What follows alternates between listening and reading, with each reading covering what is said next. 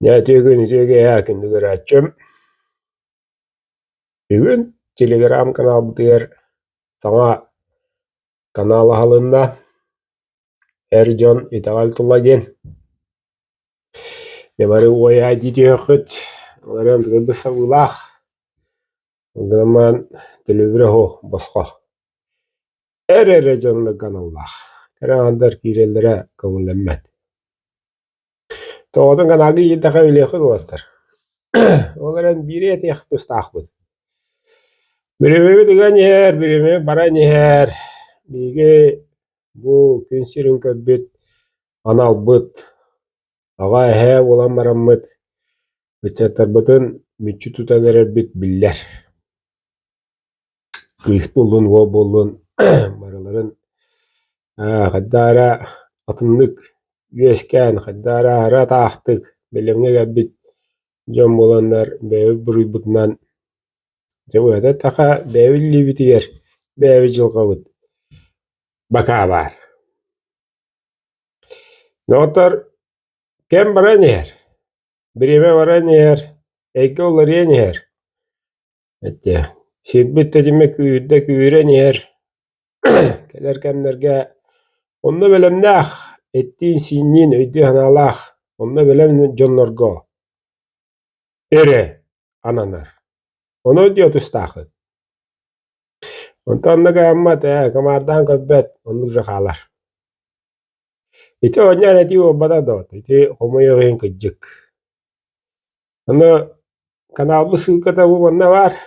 Allara atıyor onu foto ercandan batatılar. Attargıdın hora horostarga attargıdın iyitliğe uruvat. Onu akın erkeğe atta kulunda tekire bu kanalga. Doğpar terilta ayaçılara ercanlar.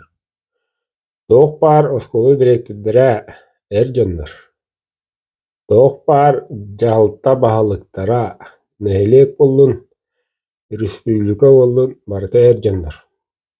Ercan temistaqbitna, Ercan şibe hargı bollaqbitna, Ercan her bıhırnan mustammıt, ol kanabı deger ırıtıhammıt.